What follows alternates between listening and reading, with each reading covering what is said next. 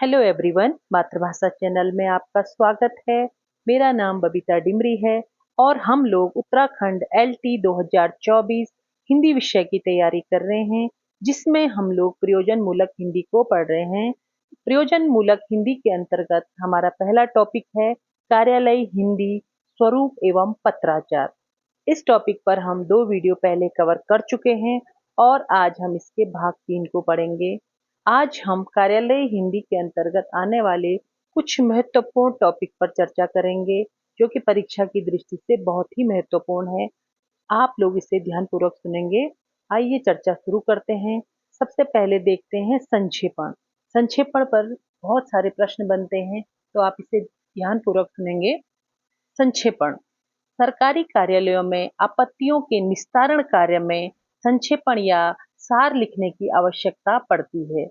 जब भी विचारार्थ बहुत से कागज पत्र होते हैं, विस्तृत पत्राचार तथा फाइलें होती हैं, कई जगहों से एकत्र किए हुए विविध तथ्य और आंकड़े होते हैं, विषय से संबंधित उनका उलझा हुआ इतिहास होता है अथवा घटनाएं तथा क्रियाएं होती हैं। और जब भी विभिन्न व्यक्तियों, संस्थाओं और विभागों आदि के मंतव्यों आदि पर विचार करने की बात होती है, तब संक्षेपण की आवश्यकता होती है। देखिए, संक्षेपण मतलब होता है किसी चीज को बहुत ही संक्षेप यानी छोटे रूप में जानना। तो सरकारी कार्यालयों में हमें संक्षेपण की क्या आवश्यकता होती है, इसके बारे में आप जानेंगे कि जो सरकारी कार्यालय हैं, वहां पर कई बार आपत्तियों का निस्तारण यदि कोई आपत्ति आती है तो उसके निस्तारण के लिए संक्षेपण या सार लिखने की आवश्यकता होती है। क्योंकि वहां पर अगर कोई आपत्ति आती है तो वो विचार करने के लिए उसमें बहुत सारे कागज पत्र आ जाते हैं, बहुत ही विस्तृत पत्राचार और फाइलें बनती हैं, कई जगहों पर एकत्र किए हुए विविध तथ्य और आंकड़े होते हैं, विषय से संबंधित एक बहुत बड़ा इतिहास होता है, बहुत सारी घटनाएं और क्रियाएं होती हैं। और जब भी विभिन्न व्यक्तियों, संस्थाओं और विभागों आदि के विचार की बात होती है, तब हमें वहां पे संक्षेपण की आवश्यकता होती है। आगे देखिए, प्रत्येक सरकारी और गैर सरकारी कार्यालय में लिपिक से लेकर उच्चतर अधिकारियों को कदम कदम पर संक्षेपण करना अथवा करवाना पड़ता है। आज का युग औद्योगिक क्रांति का युग है, जिसमें अभिव्यक्ति के विस्तार की अपेक्षा संक्षेप सूक्ष्म की ओर की ही प्रवृत्ति अधिक है। जीवन के प्रत्येक क्षेत्र में व्यक्ति के मन एवं मस्तिष्क पर विभिन्न घटनाएं, समस्याएं छाई रहती हैं। उनके समाधान आदि की प्रक्रिया में उसे संक्षेपण का सहारा लेना पड़ता है। क्या कहा गया है? जहां पर सरकारी कार्यालय हो चाहे गैर सरकारी कार्यालय हो, एक लिपिक से लेकर एक उच्च अधिकारी तक कदम कदम पर हमें संक्षेपण करने की आवश्यकता पड़ती है, क्योंकि आज का युग है औद्योगिक क्रांति का युग है, जिसमें अभिव्यक्ति यानी अपनी बात को रखने के लिए बहुत बड़े विस्तार की अपेक्षा हमें कम से कम शब्दों में एक सूक्ष्म से सूक्ष्म बात को हम पूरी बात को छोटे से छोटे शब्दों में समझ सकें। हर किसी की ये इच्छा होती है, हर कोई उसे ही पसंद करता है, बहुत बड़ा वृतांत कोई भी नहीं चाहता है। जीवन के प्रत्येक क्षेत्र में व्यक्ति के मन और मस्तिष्क में विभिन्न घटनाएं होती हैं, उनके समाधान के लिए भी उसे संक्षेपण की आवश्यकता होती है। आगे देखते हैं, संक्षेपण से अभिप्राय। संक्षेपण को अंग्रेजी में समराइजिंग या प्रेसी राइटिंग या प्रेसी भी कहते हैं, बहुत ही इंपॉर्टेंट है, इसे नोट डाउन कर लीजिएगा कि संक्षेपण को क्या कहते हैं। अंग्रेजी में समराइजिंग कहते हैं, प्रेसी राइटिंग कहते हैं और प्रेसी भी कहते हैं। किसी भी लिखित या कथित विषय वस्तु को उसमें निहित तथ्यों के पूर्व अर्थ बोध के साथ साथ कम से कम शब्दों में पुनर्निवेदित करने की प्रक्रिया को संक्षेपण या सार लेखन कहते हैं। संक्षेप की प्रमुख इसमें पूरा टाइपिंग में थोड़ा दिक्कत हो रही है, इससे थोड़ा सा आप ध्यान पूर्वक देखिएगा, जो मैं बोल रही हूँ उससे आप ध्यान दीजिएगा।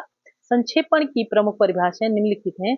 संक्षेपण किसी लिखित सामग्री के आधारभूत तथ्यों को सुनियोजित संक्षिप्त इतिवृत्त है।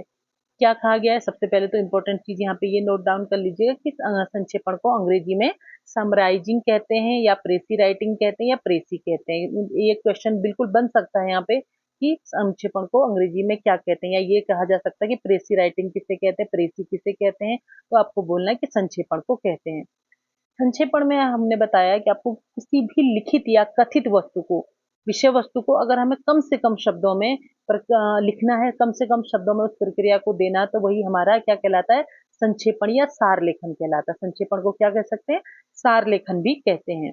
मतलब जैसे हमने पूरी कहानी पढ़ी और पूरी कहानी के बाद हम बोलते हैं इसका निष्कर्ष क्या है, मतलब उस कहानी का पूरा सार हम उसके निष्कर्ष में लिख देते हैं, तो वही हमारा क्या है, संक्षेपण है। संक्षेपण की परिभाषा यहाँ पे दे रखी है, इससे सुनिए।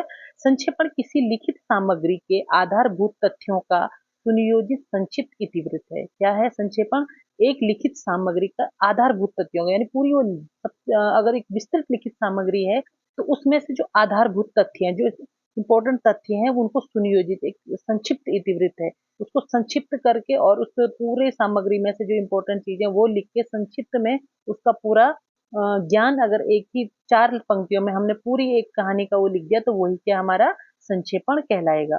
जे बी बर्नार्ड ने क्या लिखा ये देख लीजिए। संक्षेपण वह रचना रूप है जिसमें समाज शैली के माध्यम से किसी रचना का सार तत्व उपस्थित होता है। ये डेफिनेशन भी आ सकती है कि जेबी बर्नार्ड की क्या डेफिनेशन है कि संक्षेपण वह रचना रूप है जिसमें समाज शैली के माध्यम से किसी रचना का सार तत्व उपस्थित होता है, मतलब ये समाज शैली में लिखा जाता है। आगे देखिए, संक्षेपीकरण को हम किसी बड़े ग्रंथ का संक्षिप्त संस्करण, बड़ी मूर्ति का लघु अंकन और बड़े चित्र का छोटा सा चित्रण कह सकते हैं। मतलब संक्षेपीकरण से अब इतना मैंने बता दिया आपको, तो आपको समझ में आ चुका होगा कि संक्षेपीकरण मतलब किसी बड़ी विस्तार को हमें कम से कम शब्दों में बताना, बस यही इसका एक सार है। तो बड़ी मूर्ति का लघु अंकन किसे कह सकते हैं, बड़े चित्र का छोटा चित्रण, मतलब कोई बड़ी चीज को छोटे से छोटे में बताना ही क्या है, हमारा संक्षेपण है। संक्षेपण के विषय में दी गई परिभाषाओं के आधार पर कहा जा सकता है कि किसी विस्तृत विवरण, व्याख्या, वक्तव्य, पत्र, व्यवहार, लेख के मूल तथ्यों और निर्देशों का इस प्रकार से संयोजन करना कि उसमें अप्रासंगिक, अनावश्यक, अनुपयोगी तथ्यों को त्याग कर उसके प्रभावपूर्ण और संक्षिप्त ढंग से प्रस्तुत करना ही संक्षेपण या संक्षिप्तीकरण है। बात वही आ रही है कि कोई विवरण, कोई व्याख्या, कोई बड़ा सा पत्र, चाहे कोई बड़ी सी कहानी, उसको छोटे से छोटे रूप में अच्छे से प्रस्तुत करना, वही क्या है, हमारा संक्षेपण या संक्षिप्तीकरण है। अब आगे देखिए, संक्षेपण के बारे में तो इतना तो जान गए होंगे कि संक्षेपण किसे कहते हैं। अब संक्षेपण की प्रमुख विशेषताएं देखते हैं। संक्षिप्तीकरण की प्रमुख विशेषताएं इस प्रकार हैं। संक्षेपण या संक्षिप्तीकरण एक ही हुआ। संक्षेपण का पहला गुण विस्तार से बचना है। मैंने अभी बताया था कि बहुत बड़े विस्तार को हम कोई भी नहीं चाहते हैं, सभी यही चाहते हैं कि हमें बहुत बड़ी अगर कोई कहानी पढ़नी है तो उससे पहले हमें एक छोटा सा निष्कर्ष पता चल जाए कि भाई हम इस कहानी में पढ़ना क्या चाहते हैं, है ना, फिर उसको पढ़ने की इच्छा हमारे अंदर जागती है। बहुत बड़ा विस्तार कोई नहीं चाहता, इसीलिए संक्षेपण का मुख्य गुण क्या है, विस्तार से बचना। अनावश्यक, अप्रासंगिक अंशों में से बिल्कुल, इसमें बिल्कुल स्थान नहीं, मतलब जो अनावश्यक, बहुत बड़ी कहानी, बहुत बड़ा तथ्य, बहुत बड़ा पत्र, इसमें जो भी अनावश्यक है, मतलब कहानी को जो शॉर्ट कर सकता है, पत्र को जो शॉर्ट कर सकता है, सिर्फ हमें वही तथ्य चाहिए, इसलिए अनावश्यक चीजें इसमें नहीं चाहिए।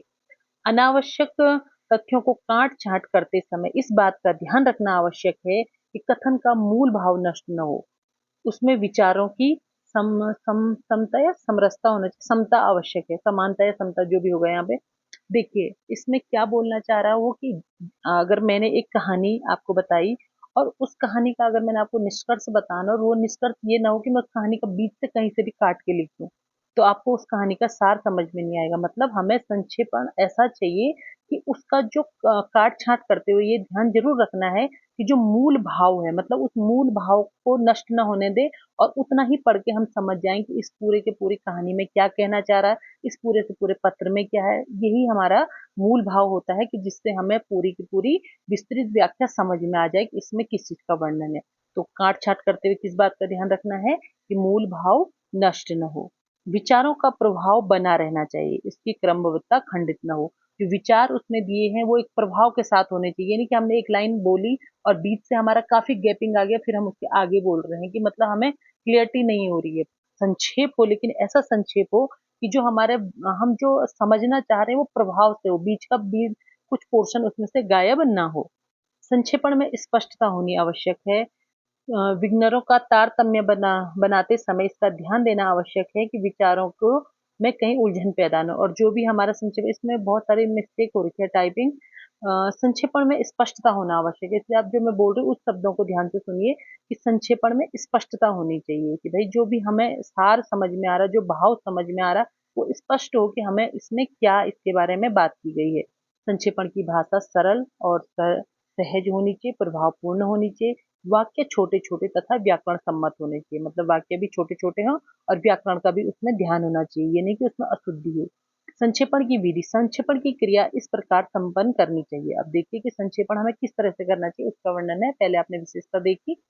सर्वप्रथम जिसका संक्षेपण करना है उसे अध्योपंत पढ़ें तथा केंद्रीय विचार या केंद्रीय विषय के रूप में अभिव्यक्त करें और तथ्यों को रेखांकन करें तथा संक्षेपण से पूर्व यह भी शीर्षक रूप निश्चय कर लें कि संक्षेपण का कौन सा प्रकार अपनाना है। देखिए, अगर मैंने आपके पास एक विस्तृत कहानी दे दी और मैं आपको बोलूं कि आप इससे संक्षेपण में मुझे संक्षेप में इसका सार बताइए, तो आप क्या करेंगे? तो यही हमारी एक क्रिया होती है कि किस तरह से हमें ये क्रिया संपन्न करनी है। तो यहीं पे वो बताया गया है कि संक्षेपण जब हम किसी चीज का करना है तो सबसे पहले हमें क्या ध्यान रखना है कि जो भी हमें, जिस चीज का भी हमें संक्षेपण करना है, उसको पहले हम पढ़ें। फिर उसके जो केंद्रीय विषय को मतलब जो उसमें जिस चीज का उसमें वर्णन है उसको अंडरलाइन करते जाएं, रेखांकित करते हुए संक्षेपण को से पूरा और शीर्षक रूप में निश्चित कर लें कि जो हमने पूरा पढ़ा है, सबसे पहले तो उसका शीर्षक क्या होगा। जैसे अगर कोई कहानी है, उसमें सत्य के बारे में बोल रखा है, तो हम ये नहीं कि पूरा एक पैराग्राफ का उसका शीर्षक लिख देंगे। सबसे पहले हमें उसमें सत्य से संबंधित एक लाइन, सत्य की जीत या कुछ भी इस टाइप से उसका शीर्षक ले लेना है और उसके बाद जो उसकी इंपॉर्टेंट चीजें हैं उनको रेखांकित करते हुए चलना है। यही इनका कहने का मतलब है। दूसरा है, संक्षेपण अन्य पुरुष की भाषा में करें तथा यह ध्यान रखें कि उसका आकार मूल तिहाई रहे। मूल के महत्व को देखते हुए संक्षेपण एक तिहाई से भी कम या थोड़ा अधिक भी कर सकते हैं। देखो उसकी जो भाषा होगी वो अन्य पुरुष से प्रारंभ होगी। और उसमें एक चीज और ध्यान रखना है कि जैसे हमने जितना भी हमारा पोर्शन है जिसका हमें संक्षेपण करना है, तो उसका एक तिहाई, मूल जितना भी है हमारा, उसका एक तिहाई ही हमारा संक्षेपण रहे। मतलब अगर हमारे 4 पेज की हमारी कहानी है तो उसका एक तिहाई आप सोच लीजिए कि आधा पेज से भी थोड़ा सा ऊपर उसका क्या हो रहा है आएगा, उसी के हिसाब से आप समझ लीजिए एक तिहाई उसका होना चाहिए। संक्षेपण में भाषा अलंकारिक के स्थान पर सहज, सरल, स्पष्ट व प्रभावोत्पादक होनी चाहिए। उसकी भाषा में मतलब कोई अलंकारिक चमत्कार इस टाइप का ना हो जो कि समझने में दिक्कत आए, बल्कि उसकी भाषा कैसी होनी चाहिए? सहज होनी चाहिए, सरल होनी चाहिए, व स्पष्ट होनी चाहिए। कार्यालयी भाषा में मुहावरे, सूक्तियों आदि का प्रयोग वर्जित है। कार्यालयीन जो हमारी कार्यालय की जो भी भाषा है, मतलब जो हमारी कार्यालयी हिंदी है, इसमें अलंकार, मुहावरे, सूक्ति इस तरह का कोई वो नहीं है, क्योंकि ये एक साहित्य नहीं है। इसमें हमें क्या करना है, कार्यालय के कार्य करने हैं, तो वो बहुत स्पष्ट भाषा में होने चाहिए। साहित्यिक अवतरण आदि में संक्षेपण, मुहावरे, सूक्तियां, सामान्य शब्द, हाँ जो हमारी साहित्यिक हिंदी आएगी, साहित्यिक जो कार्यालय हिंदी का जो एक रूप है साहित्यिक, उसमें आप इस चीज का प्रयोग कर सकते हैं, मुहावरे, सूक्तियों। लेकिन जो हमारे कार्यालय की भाषा है उसमें मुहावरे और सूक्तियों का प्रयोग वर्जित है। संक्षेपण में व्यास शैली के स्थान पर समास शैली का प्रयोग करें। इसमें व्यास शैली के स्थान पर समाज शैली का मतलब छोटा छोटा करके स्पष्ट रूप से उसका वर्णन करना। व्यास शैली में बहुत विस्तृत व्याख्या नहीं करनी है। संक्षेपण में भाषा संकोच और अर्थ संकोच की प्रवृत्ति प्रखर और मुखर है। मतलब इसमें जो भाषा है वो क्या होनी चाहिए, बहुत ही स्पष्ट होनी चाहिए। और इसमें जो हमारी बोलने का जो ढंग होना चाहिए उतना प्रभावपूर्ण होना चाहिए कि हमारी भाषा को कोई भी बहुत आराम से समझ सके। संक्षेपण करने के बाद उससे अध्योपांत अर्थात शुरू से लेकर अंत तक पढ़ें। और जब हमने संक्षेपण कर लिया हो तो एक बार हमें खुद ही उसको शुरू से आखिरी तक पढ़ना है। पढ़ने के उपरांत यदि ऐसा लगे कि मूल के कुछ तथ्य छूट गए हैं, मतलब जो हमारे पास मूल तथ्य है और उसको समझने में हमें लग रहा है कि संक्षेपण में कोई भी तथ्य छूट रहा है जिसके गैपिंग आने के कारण दूसरा कंफ्यूज हो जाए कि यहाँ पे क्या बोलना चाह रहा है, तो हमें क्या करना है, उसको पढ़ने के बाद उसे करेक्शन कर लेना है। ठीक है।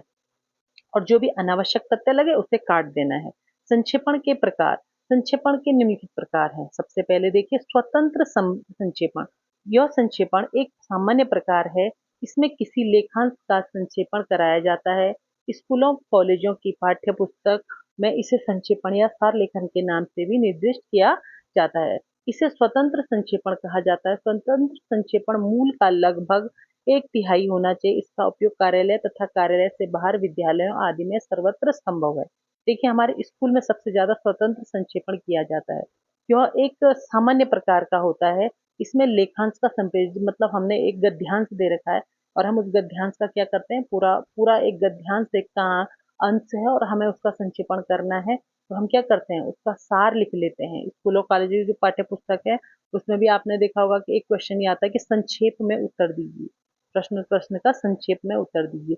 तो वही है कि हमें उस पूरे जो प्रश्न है उसका हमें सिर्फ मूल मूल हमें अपने कॉपी में लिखना होता है या हमें बताना होता, तो वही स्वतंत्र संक्षेपण है। इसे स्वतंत्र संक्षेपण इसीलिए कहा जाता है क्योंकि इसमें हम अपनी स्वतंत्रता से उसका संक्षेपण करते हैं। स्वतंत्र संक्षेपण में भी वही होगा, एक तिहाई होना चाहिए, जो हमारा मूल है उसका एक तिहाई होना चाहिए। दूसरा है प्रवाहमान संक्षेपण। जब कार्यालय में निस्तारण के लिए ऐसा विषय आता है जिसमें पहले से पत्राचार ही हो रहा हो, पहले कुछ निर्णय आदेश आदि दिए जा चुके हों, तब उन पूर्वगामी पत्रों निर्णय आदि का प्रवाहमान संक्षेपण करके टिप्पणी के साथ रख दिया जाता है।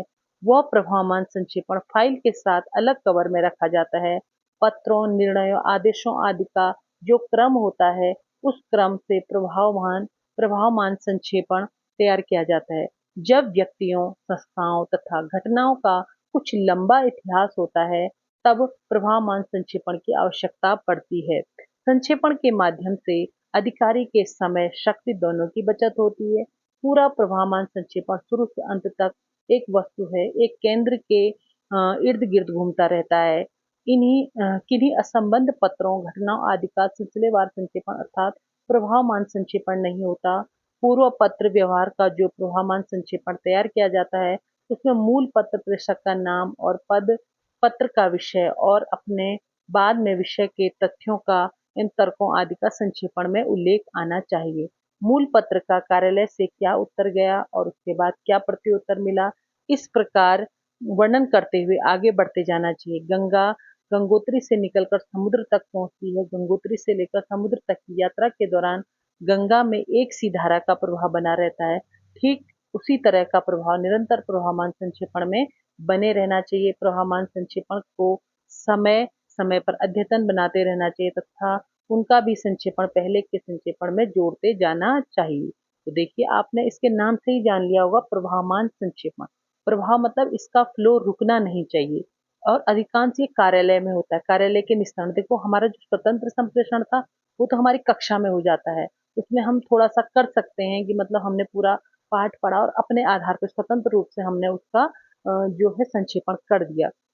लेकिन जो हमारा प्रवाहमान संक्षेपण है, ये कार्यालय के जो कार्य होते हैं, जैसे कोई पत्राचार का कार्य है या कुछ पत्रों का जवाब, हमें बताना है कि ये क्वेश्चन, ये एक ऐसा पत्र गया था और ये उस पत्र का जवाब आया है, पूरा हमें एक प्रवाह में सब कुछ बताना है। तो हमें क्या करना है, उन्होंने एक उदाहरण आपको दिया, जैसे हमें अगर इस टॉपिक पे लिखना है कि गंगा कहाँ से निकली और कहाँ तक पहुंचती है, तो हम अगर गंगा को ये बारे में बताते हैं कि गंगा गंगोत्री से निकलती है, तो ये नहीं कि हम गंगा गंगोत्री से निकलती है और सीधे हम उसे आगे बीच में कुछ गैपिंग कर दें और आगे पहुंचा दें।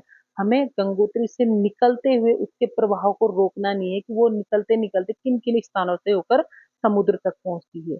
ठीक है, तो उसी तरह हमें जो हमारा प्रवाहमान संक्षेपण है, इसमें हमें पहले पूरा, जैसे किसी पत्र का अगर हमें लिखना है तो हमें मूल पत्र के प्रेषक का नाम, पद, उसके विषय, किस विषय में चर्चा हो रही है, विषय के क्या क्या तथ्य हैं वो लिखने पड़ेंगे, किन तथ्यों का उल्लेख हुआ है, मूल पत्र कार्यालय से में जब जाता है तो उसका प्रति उत्तर में हमें क्या मिलता है, इस सब का वर्णन हमें एक प्रभाव में करना है, कहीं भी गैप ना आए और पूरा प्रभावमय तरीके से चले, तो वही हमारा क्या कहलाएगा, प्रवाहमान संक्षेपण। तो उम्मीद है आप स्वतंत्र संक्षेपण को भी समझ गए होंगे और प्रवाहमान संक्षेपण को भी समझ गए होंगे। क्वेश्चन यहाँ पे ये भी बन सकता है, स्कूलों की पाठ्य पुस्तकों में या हमारे पाठ्यक्रम में जो संक्षेपण किया जाता है वो क्या, कौन सा संक्षेपण है, तो आप बताएंगे वो स्वतंत्र संक्षेपण है। ठीक है, और जो कार्यालयों के निस्तारण में होता है वो हमारा प्रवाहमान संक्षेपण है। ठीक है, इतना आप समझ गए होंगे। नेक्स्ट पे चलते हैं, तालिका संक्षेपण। बहुत दिनों से चले आ रहे लंबे पत्राचार के संक्षेपण में एक से अधिक वैज्ञानिक पद्धति की सहायता लेनी पड़ती है। इस पद्धति में क्षैतिज तथा ऊर्ध्वाधर खाने यानी कॉलम बनाए जाते हैं। जैसे बहुत दिनों से चला आ रहा कोई लंबा पत्र है, उसमें संक्षेपण के एक से अधिक वैज्ञानिक पद्धति की सहायता लेनी पड़ती है। मतलब अगर वो स्वतंत्र भी नहीं चल रहा, प्रवाहमान भी नहीं चल रहा अगर उसमें बहुत क्लिष्टता आ रही है तो हम उसे एक तालिका के द्वारा बताते हैं। जैसे हमने एक तालिका में बना दिया कि पहले इसमें ये हुआ, फिर इसमें आगे बढ़ के इस स्टेप में ये आगे चला है। तो मतलब तालिका के द्वारा, मतलब हम देखो, हम जब कोई चीज में उलझते हैं तो हम क्या करते हैं, उसको एक तालिका के द्वारा हम अच्छे से बनाते हैं, जो हमें अच्छे से समझ में आती है। तो जब तालिका के द्वारा हम अपना संक्षेपण करते हैं तो वही क्या कहलाता है, तालिका संक्षेपण कहलाता है। आपने कई बार देखा होगा, जब हम कोई क्वेश्चन पढ़ते हैं और उसमें बहुत ज्यादा क्लिष्टता आ जाती है, समझने में दिक्कत आती है, तो हम लोग क्या करते हैं, वहां पे एक तालिका बना देते हैं और उसको पाठ करके उसको अच्छे से लिख देते हैं, तो हमारा एक ही पेज में वो पूरा का पूरा क्वेश्चन हमें क्लियर हो जाता है। तो वही तालिका संक्षेपण है। नेक्स्ट है लास्ट वाला आपका स्वतः पूर्ण संक्षेपण। मंत्रिमंडल की परिषद के सामने चर्चा या निर्णय के लिए विभागों से जो विषय प्रस्तुत किए जाते हैं, उनमें प्रत्येक के साथ स्वतः पूर्ण सारांश या स्वतः पूर्ण संक्षेपण प्रस्तुत किया जाता है। इस प्रकार के संक्षेपण के विषय में संबंधित जो भी बातें रहती हैं, तर्क और तथ्य होते हैं, घटनाएं, पत्राचार आदि सबका उल्लेख रहता है। विषय संबंधी तथ्य और विभागीय प्रस्ताव दोनों रहते हैं। यदि किसी विषय पर अलग अलग विभागों आदि की अलग अलग राय हो तो उनका भी संक्षिप्त विवरण रहता है। स्वतः पूर्ण संक्षेपण, देखिए, जब मंत्रिमंडल की परिषद के सामने कोई चर्चा या निर्णय के लिए विभागों से जो कोई विषय प्रस्तुत किए जाते हैं, तो वह स्वतः पूर्ण सारांश तथा स्वतः पूर्ण संक्षेपण प्रस्तुत किया जाता है। मतलब जैसे हमने कोई मंत्रिमंडल में कोई क्या कर कोई चर्चा रखी, तो हमें वहां पे स्वतः ही एक संक्षेपण के रूप में उसे प्रस्तुत किया जाता है। वहां पे संक्षेपण करने की इतनी आवश्यकता नहीं होती, बल्कि स्वतः ही पूर्ण संक्षेपण रहता है। इस प्रकार के संक्षेपण से जो विषय से संबंधित तथ्य होते हैं, उसमें घटनाएं, पत्राचार आदि सबका उल्लेख रहता है, विषय संबंधित तथ्य भी रहते हैं, और विभागीय जो प्रस्ताव है, जो है दोनों प्रस्ताव भी रहते हैं। यदि किसी विषय पर अलग अलग विभागों आदि की अलग अलग राय हो तो उसका भी संक्षिप्त विवरण रहता है कि भाई इस विभाग की ये राय है और इस विभाग की ये राय है। ठीक है ना। अब हमारा दूसरा इंपॉर्टेंट तथ्य है पल्लवन। देखिए, जिस तरह से हमारे लिए संक्षेपण महत्वपूर्ण था, उसी तरह पल्लवन भी हमारा बहुत ही महत्वपूर्ण पार्ट है, जिसका प्रयोग हम हर बार करते हैं, लेकिन हमें पता नहीं होता है कि कब हम संक्षेपण कर रहे हैं, कब हम पल्लवन कर रहे हैं और कहाँ पे इसका यूज हो रहा है। तो आइए जानते हैं पल्लवन के बारे में। देखिए, विचारों अथवा भावों के सूक्ष्म एवं सार रूप में रहने पर उसका अर्थ सामान्य लोग अच्छी तरह ग्रहण नहीं कर पाते हैं, परंतु उसी भाव और विचार को एक कुशल व्याख्याता क्रमवार रूप से स्पष्ट करता जाता है और पूरी तस्वीर स्पष्ट हो जाती है। इसी को पल्लवन कहते हैं। देखिए, जैसे मैंने भी आपको अभी संक्षेपण के बारे में पढ़ाया, और जब मैं उसको रीड कर रही थी तो आपको कुछ टाइम के लिए ऐसा लगा होगा पता नहीं इसमें क्या है, लेकिन जब मैंने आपको उसकी विस्तृत व्याख्या की, तब आपको समझ में आया होगा कि संक्षेपण में क्या बोलना चाह रहे हैं। तो मतलब इसमें बिल्कुल संक्षेपण का उल्टा है। ठीक है ना। संक्षेपण में हम एक विस्तृत व्याख्या को शॉर्ट में करते थे, यहाँ पे हम एक छोटे से लाइन को, कई बार हमें वो समझ नहीं आती कि उसमें बोलना क्या चाह रहे हैं। हमारी क्लास में भी कोई लाइन आती है, हम टीचर पढ़ा रहे होते हैं और हमें समझ में नहीं आती इसमें क्या है, फिर वो उसकी व्याख्या करते हैं, तब हमें समझ में आता है अच्छा इसमें ये बोलना चाह रहे हैं। तो ये बिल्कुल वही है कि जब हम किसी सूक्ष्म सूक्ष्म चीज को, उसके भाव को नहीं समझ पा रहे, उसका अर्थ ग्रहण नहीं कर पाते हैं, परंतु एक कुशल व्याख्या था, मतलब जब एक अच्छा व्याख्याकार जो इसके बारे में जानकारी रखता है, क्रमवार रूप से स्पष्ट करता है, तो हमें पूरी तस्वीर क्लियर होती है कि इसमें क्या बोलना चाह रहे हैं, वही पल्लवन। कुल मिला के आप ये सोच लीजिए कि संक्षेपण का उल्टा क्या होता है, पल्लवन होता है। परिभाषित किया जाए तो कह सकते हैं कि किसी भी कसे हुए संकुचित विचार या बात का अर्थपूर्ण विस्तारण ही पल्लवन है। ठीक है ना। कि संकुचित यानी छोटा विचार, उसका अर्थपूर्ण विस्तार पूर्वक उसका अर्थ बताया जाए तो वही उसका पल्लवन कहलाता है। पल्लवन के नाम से स्पष्ट है कि संप्रेषण के संदर्भ में इसका महत्व विशिष्ट है। एक ही पंक्ति में कितने अर्थ निकल रहे हैं, उनका विस्तारण कहाँ कहाँ तक हो सकता है, इसका ध्यान पल्लवन में रखा जाता है कि भाई एक पंक्ति है, इसमें जब हम विस्तृत व्याख्या करेंगे तो कितना कुछ निकल कर सामने आता है। पल्लवन और व्याख्या में अंतर होता है। पल्लवन और व्याख्या एक ही चीज नहीं होती है, इसमें थोड़ा सा एक अंतर है। तरीका एक ही है, लेकिन उसमें अंतर क्या है ये जानते हैं। ये भी क्वेश्चन आ सकता है क्या पल्लवन और व्याख्या एक ही है, तो आपको बताना है कि पल्लवन और व्याख्या में एक छोटा सा अंतर है। जहाँ पल्लवन में केवल निहित भाव का विस्तार पाते हैं, वहीं व्याख्या में संबंधित प्रसंग के साथ आलोचना प्रत्यालोचना भी हो सकती है। देखिए, जैसे एक छोटी सी पंक्ति दे रखी है और हम लिखते हैं प्रस्तुत पंक्ति की व्याख्या कीजिए, तो व्याख्या में हमें उसका विस्तृत वृत्तांत बताना होता है, उसका प्रारंभ से लेकर अंत तक बताना होता है कि प्रसंग भी आएगा कि इसमें हम किस चीज का वर्णन कर रहे हैं, व्याख्या आएगी, इसका निष्कर्ष आएगा। लेकिन पल्लवन में सिर्फ उस जो पंक्ति का मूल भाव है, निहित उसके भाव का विस्तारण करते हैं कि इसमें किस भाव से ये लिखा गया और ये क्या कहना चाह रहा है। समझ में आ गया होगा। पल्लवन में मूल तथा गौण दोनों भावों का ग्रहण होता है, अतः यह संक्षेपण के ठीक विपरीत होता है। मैंने पहले भी बताया था कि पल्लवन संक्षेपण के ठीक विपरीत होता है।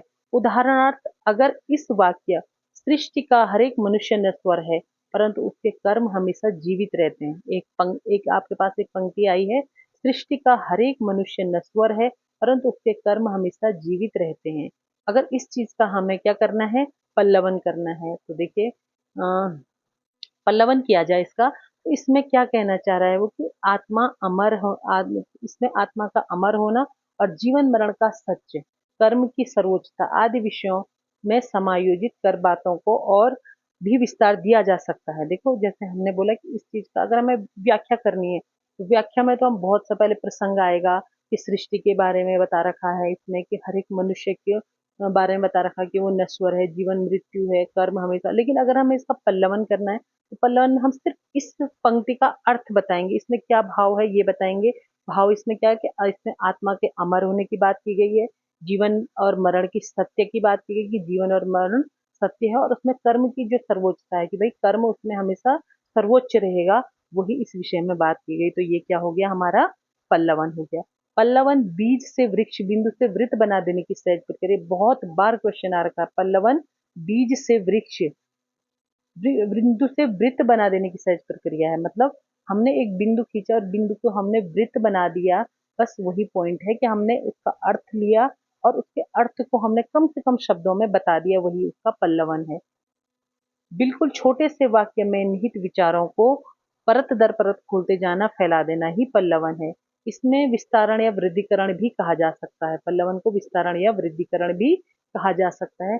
किसी पाठ्य सामग्री से विचारों को सरसरी तौर पर पढ़कर भले उसका सामान्य अर्थ समझ में आ जाए, परंतु सम्यक अर्थ ग्रहण और विस्थापन के लिए गहराई की में डुबकी लगानी पड़ती है। व्याख्या में टीका टिप्पणी, सौंदर्य दोष आदि का विवेचन अपेक्षित है, परंतु पल्लवन में केवल दिए गए वाक्य का या विचार का केवल विस्तारण होता है। मैंने अभी जो आपको बताया वही बात हो रही है बार बार।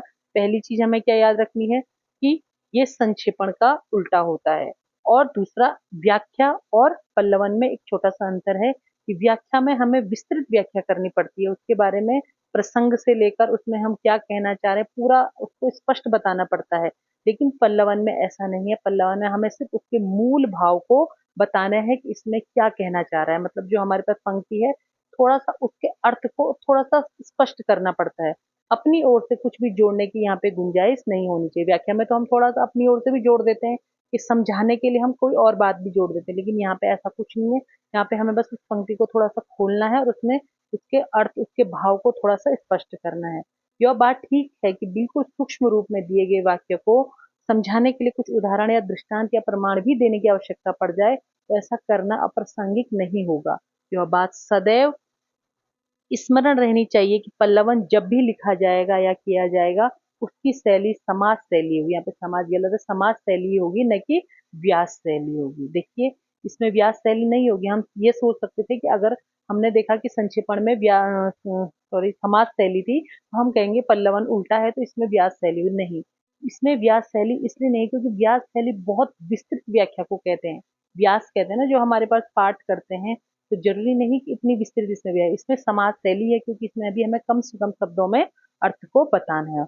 उदाहरणार्थ, छोटे छोटे विचार सूत्रों को फैलाना, जैसे दुनिया संकुचित और जमी हुई रुकी हुई क्रमशः धुनकर उसमें फैलाव का स्वरूप ले आता है, सघनता से विरलता की सी स्थिति होनी चाहिए। पल्लवन में इसका अर्थ यह कदापि नहीं कि विस्तरण होने से विचारों की धार भी पतली हो जाएगी। मतलब ये नहीं कि हमें इसकी बहुत विस्तृत बताना है, बस हमें उसको थोड़ा सा फैलाना है, उसके अर्थ को थोड़ा इस तरह से बताना है कि हमारी बात समझ में आ जाए।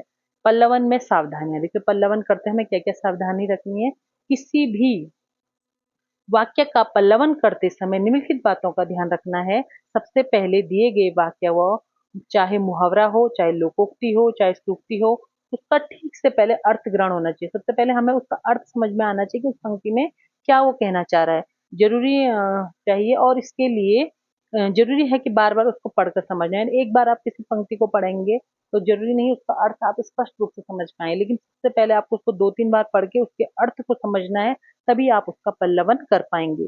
विचारों को सत्यापित या स्थापित करने के लिए अपनी ओर से उदाहरण एवं तथ्यों को भी पल्लवन वाला करने वाला दे सकता है। मतलब पहले उसने उसके अर्थ को समझा, अब उसके उदाहरण अगर कोई उसको देना है उस तथ्य से, वो उदाहरण भले ही वो अपनी तरफ से दे सकता है, लेकिन जो उसका अर्थ उसको बताना है वो बिल्कुल सटीक बताना है, उसमें कुछ भी मिलावट नहीं होनी चाहिए। भाषा वही सरल और स्पष्ट होनी चाहिए।